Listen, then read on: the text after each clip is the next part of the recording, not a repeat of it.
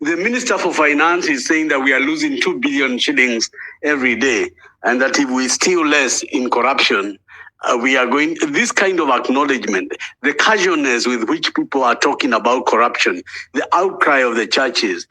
If you look at the 25th of June, how many hundreds of Kenyans were attacked by the police with force, how many were maimed, how many died, how many were buried without any acknowledgement, the fake reshuffle of cabinet secretaries, their return, the appeasement of the ODM into a government of national unity, and all of a sudden, in less than a month, the entire goodwill, including the changing of a deputy president, has left this president weaker than he was a month ago. For the last 1 week, starting from Embu, or was it before Embu, when the Catholic bishops spoke, there has been a myriad of attacks against the Kenya Kwanza government, and particularly William Ruto.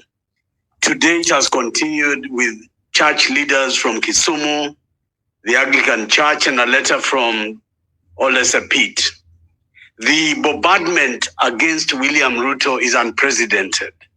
I wanted today to summarize the unprecedented state of Kenya by saying that President William Ruto has mounted an unprecedented attack on all the institutions of Kenya, beginning with the political parties when he began to acquire members of parliament in the National Assembly and the Senate. He has continued to rule the country with an iron fist, including the deployment of the KDF and the military, the use of a police state in harming and maiming Kenyans through abductions, killings, and unrelated deaths have also been brought out, claiming that there is an insecurity in the country. On top of that, William Ruto has reshuffled his government, fired cabinet secretaries, brought them in and out, taken members of parliament from the ODM. He has acted all these things in less than 2 years. He has also reached the situation where this country is no longer the pride of itself because of the Adani Deals. The Adani Deals involving energy sector in Kentraco, Shaf in the health sector, and the Jomo Kenyatta International Airport, all amounting to more than 400 billion shillings of deals, bringing a kind of situation in Kenya that was seen in South Africa under the Gupta brothers. And all of this has now brought this nation to its knees, where this country is depending on the judiciary to put a stop to the excesses of the Kenya Kwanza government.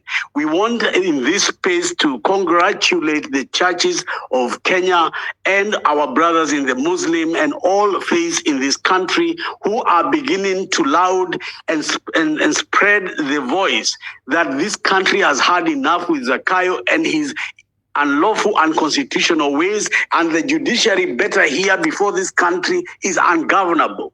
The judiciary better hear loud and clear that the time of holding this government to account has come. The time for reconstituting the IBC has come, so the people can do what Donald Trump did in America, which is to wipe everything Zakayo from the face of this earth. And Maribox, yes, I know people will be forced to sit down and there will be white smoke at the day, because this is not about an individual, this is about the country. This is our all hands on deck moment, and we will use our voice to make sure all the people that are qualified sit down somewhere and give us a solution to removing Zakayo. I wanted to keep this space short. Thank you everybody for coming on. I just felt that Kenyans needed to vent out, to encourage the churches, to encourage the bishops, so that they don't feel that we have remained silent when they have been so courageous and so direct to William Ruto. My other question and premise to you, because the church is now coming out like in the 90s, when we had Timothy Njoya and Munge, and the church coming out, Reverend Mutava Musimi and others. Could it also be that the church coming out at this point may shout loud enough for the judiciary now to hear that they are the last line of defense? Yes. Do you think as we prepare for the 27th, you and I will be in court on the Adani case against Jomo Kenyatta International Airport? Do you think that the mood is going anti-Zakayo? The mood is already anti-Zakayo as we speak, Tony. The church is actually not just communicating to Ruto, the church is also communicating to the judiciary. They are telling them, listen up, the people are hurting. You, as the last line of defense, must make sure that anything this government does is in equal measure when it comes to sustainable development. If it is not in equal measure with sustainable development, it needs to go. And the church did well, and I applaud them. But we don't need to get carried away. We just keep remaining focused and we keep pressing. I'm telling you, things will change in this country in a way that has never been witnessed before. Wakili, stand by. Kenya Links, the mic is yours. Thank you very much, Tony. I think on the question of what is happening, this has been a culmination of very many events. The momentum has just been peaking.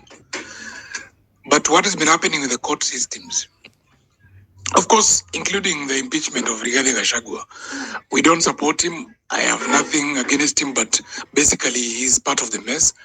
But the fact that even that process itself was basically showing Kenyans that Ruto is now become a tyrant. He's become a king. He's running this country like his personal affair. He has no regard to institutions and rule of law. This is one of the things that has made Kenyans very, very annoyed. Of course, with the court processes that are going on, nobody now trusts the judiciary because it means Ruto can bulldoze until the Chief Justice runs away and somehow appears whenever it's convenient. Deputy Chief Justice constructs a bench at night. The other bill, the finance bill is adopted, and basically means that the Kenyans have nowhere to go. So we are at a boiling point, and the bubble will burst anytime. And this all because Zakayo has made all this for himself. He has nobody else to blame. He has killed our people. He's become a tyrant. He's promising every day on what new projects and new development with no regard, with no utter he is not shamelessly promising what he can do, and he's doing nothing. So we are on the right track, and Ruto Zakayo is falling soon. Asante sana. Daniel, the Minister for Finance is saying that we are losing 2 billion shillings every day, and that if we steal less in corruption, we are going, this kind of acknowledgement, the casualness with which people are talking about corruption, the outcry of the churches, as I give you your last take as a speaker today, and how do you see in your crystal ball the life between now and Christmas? Do you think the pressure on Zakayo is going to increase so before we see the turn of the year? Daniel? Yeah. In fact, the pressure, in fact, he even feels it. The pressure will get bigger and bigger and bigger and bigger. He might try and create new strategies, let's say give a lot of freebies. There will be a lot of populist acts, but it is going to make people angrier and angrier and angrier and angrier, because people will wonder, why were you not doing this before, when you were crying telling you shift is not working, when you were crying telling you our businesses are blowing. In fact, the next stage, which is largely populist things, are going to fail terribly, and it will make people only angrier. And as far as the corruption thing, that is just that is empty rhetoric. It is just an attempt for the ODM guy to look like he's not part of the system, but he's just saying it so that he can look like he is, I am not part of these ones. I am able to recognize problems in this government. I think it's just empty rhetoric to prop up his image. But other than that, absolutely nothing.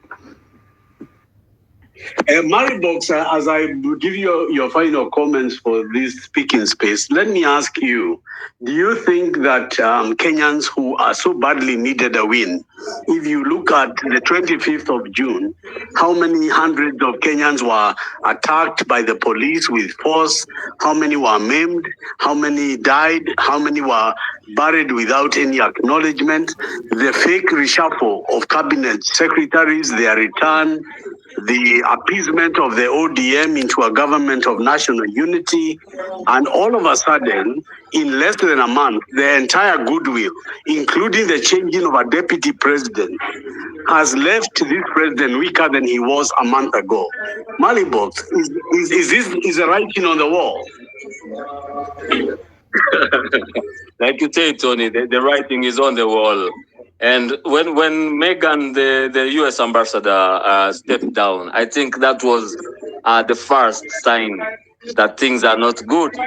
But if we give it time, I believe that what we are witnessing right now is the waking up of Kenyans. I believe that the writing is not just on the wall for Mr. Ruto himself, but for the entire ruling class, because this is a judgment on the entire ruling class, and none of them shall escape judgment, including the judiciary, including parliament itself, including the independent institution, the IECC, all these IPOR.